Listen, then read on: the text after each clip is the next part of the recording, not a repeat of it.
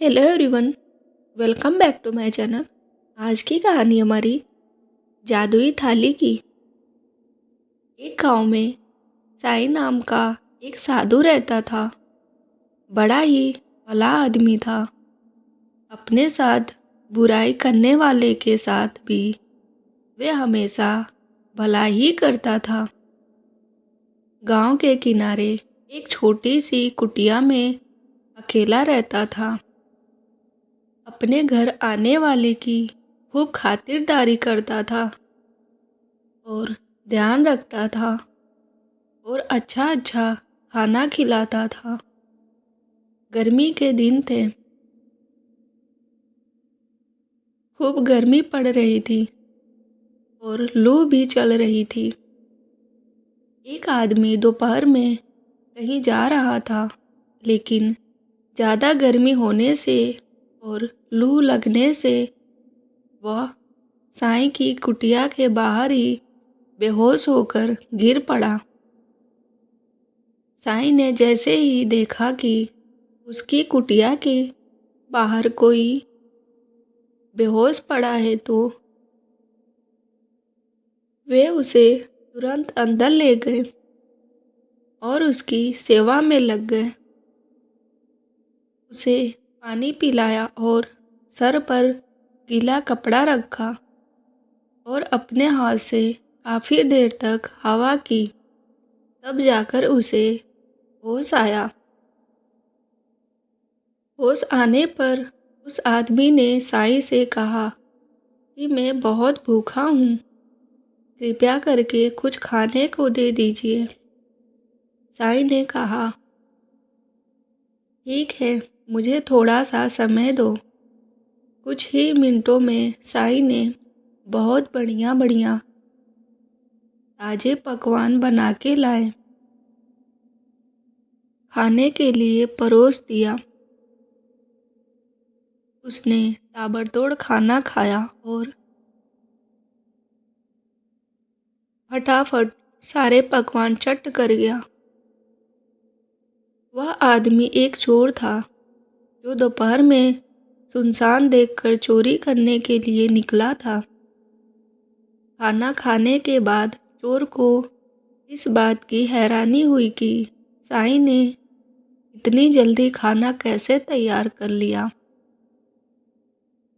उसने साईं से पूछा, महाराज जी, यह बताइए आपने इतने कम समय में खाना कैसे तैयार कर लिया।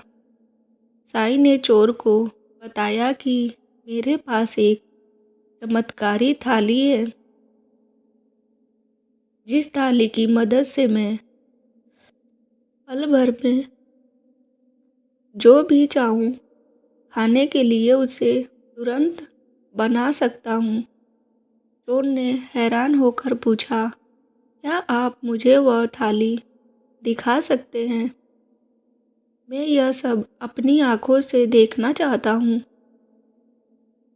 साईं अंदर गए और एक थाली लेकर चोर के आगे रख दी और कहा, मुझे केले चाहिए। थाली तुरंत केले से भर गई। चोर हैरान हो गया और उसके मन में थाली के लिए लालच पैदा हो गई। उसने साधु से पूछा, मान्यवर, क्या मैं आज रात आपकी कुटिया में रुक सकता हूँ? साधु एकदम से राजी हो गए। जब साधु गहरी नींद में सो रहा था, तब चोर ने थाली उठाई और वहाँ से भाग गया। थाली चुराकर चोर सोच रहा था कि अब तो मेरी मौज ही मौज है। जो भी चीज़ चाहूँ थाली से मंगा लूँगा। उसने थाली अपने घर में रखी और थाली से कहा, मुझे टंगड़ी कबाब चाहिए। मगर थाली में कुछ भी नहीं आया। फिर उसने कहा, मुझे मलाई कोफ्ता चाहिए। फिर भी थाली अभी खाली थी। चोर ने कहा, सेव ला कर दो। थाली में फिर भी कुछ नहीं आया। चोर को जितनी भी खाने की चीज़ों का नाम याद था उसने सब बोल डाला, लेकिन थाली खाली की खाली ही रही। चोर तुरंत भागता हुआ थाली लेकर साधु के पास गया और बोला, महात्मा, भूल से मैं आपका थाली अपने साथ ले गया। मुझे माफ़ कीजिए, अपना थाली वापस ले लीजिए। साईं बिल्कुल नाराज़ नहीं हुए और थाली लेकर साईं ने उसी समय कहा, अच्छे पकवान थाली से लाने को, और थाली में तुरंत वह आ गया। साईं ने चोर को एक बार फिर बढ़िया खाना खिलाया। चोर फिर हैरान हो गया और अपने मन को रोक नहीं पाया।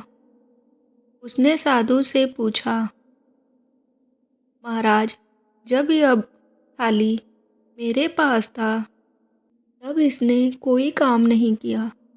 मैंने इससे बहुत सारे पकवान मंगवाए, मगर इसने मुझे कुछ नहीं दिया।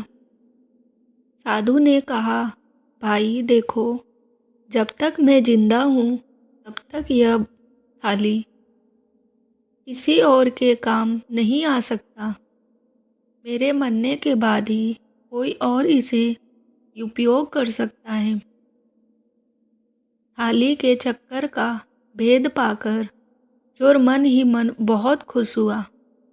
सोच रहा था कि अब तो मैं इस महात्मा का खत्म करके थाली का फायदा उठाऊंगा। अगले दिन चोर फिर साधु के घर आया और साथ में घर से खीर बना कर लाया। वह बोला, महाराज, आपने मेरी इतनी सेवा की है, मुझे 2 बार बहुत लाजवाब स्वादिष्ट पकवान खिलाया है, इसीलिए मैं भी आपकी कुछ सेवा करना चाहता हूँ। मैं आपके लिए खीर लाया हूँ, कृपया करके स्वीकार कर लीजिए। साधु ने बिना किसी संकोच के चोर की दी हुई खीर खाई और चोर को धन्यवाद किया और कहा, तुम्हारी खीर बहुत ही स्वादिष्ट बनी है। चोर खीर में जहर मिलाकर लाया था। खीर खिलाकर चोर वापस अपने घर चला गया। रात होने पर वापस साधु की कुटिया में आया।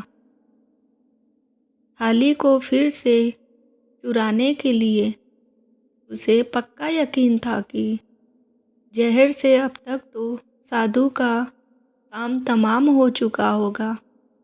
चोर जैसे ही थाली की ओर बढ़ा तो उसे किसी चीज़ से टक्कर लगी और आवाज़ सुनकर साईं की आंखें खुली और उठकर चारपाई पर बैठ गए और बोले, कौन है भाई?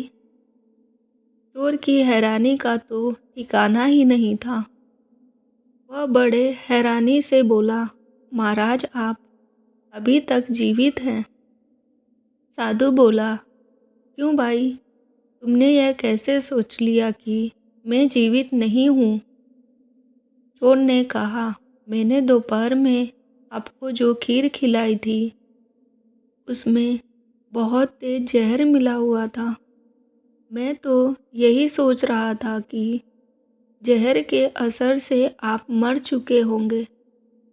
साधु ने कहा, देखो भाई, मैं निस्वार्थ भाव से लोगों की खूब सेवा करता हूँ और सच्ची निष्ठा से भगवान का जप भी करता हूँ, साथ ही योग्य अभ्यास भी करता हूँ।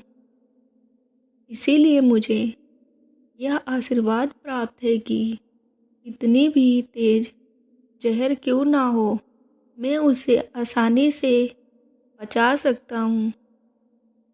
किसी भी जहर का मुझ पर कोई असर नहीं होगा। चोर ने निराश होकर कहा, महाराज मैं तो आपको मारकर आपके थाली का लाभ लेना चाहता था, लेकिन मेरी यह इच्छा पूरी नहीं हुई।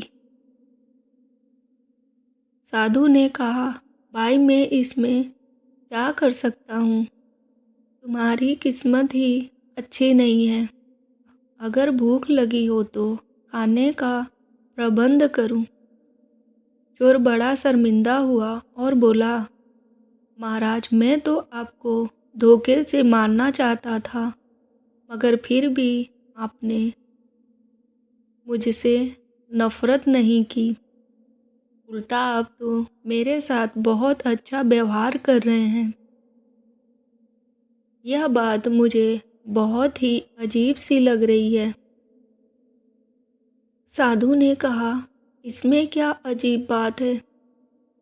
अच्छाई करना मेरी आदत है, बुराई करना तुम्हारी आदत है। तुम बुराई करना नहीं छोड़ पा रहे हो और मैं अच्छाई करना नहीं छोड़ सकता।